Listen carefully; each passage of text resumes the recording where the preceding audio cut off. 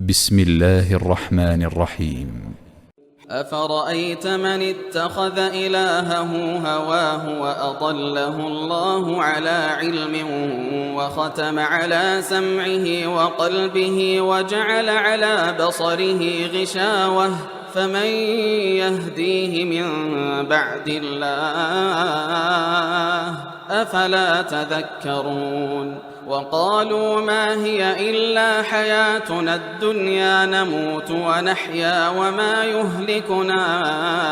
إلا الدهر وما لهم بذلك من علم إن هم إلا يظنون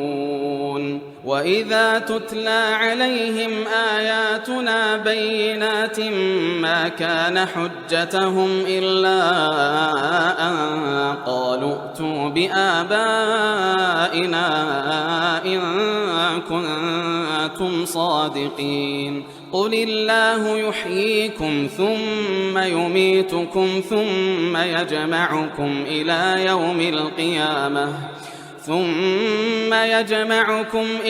يوم القيامة لا ريب فيه ولكن أكثر الناس لا يعلمون ولله ملك السماوات والأرض ويوم تقوم الساعة يومئذ يخسر المبطلون وترى كل أمة جاثية كل أمة تدعى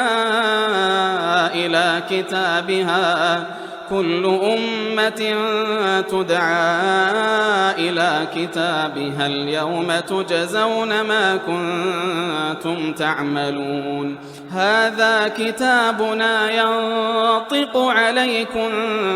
بالحق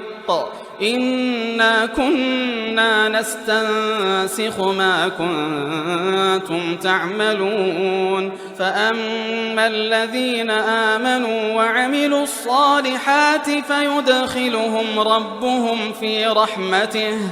ذلك هو الفوز المبين وأما الذين كفروا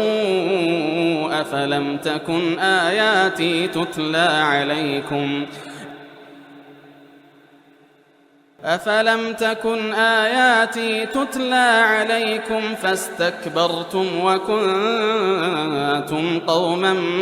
مجرمين وإذا قيل إن وعد الله حق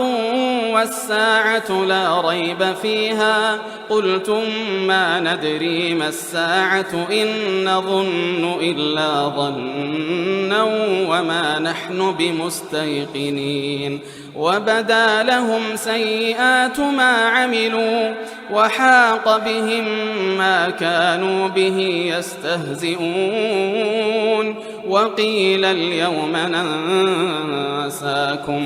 وقيل اليوم ننساكم كما نسيتم لقاء يومكم هذا ومأواكم النار وما لكم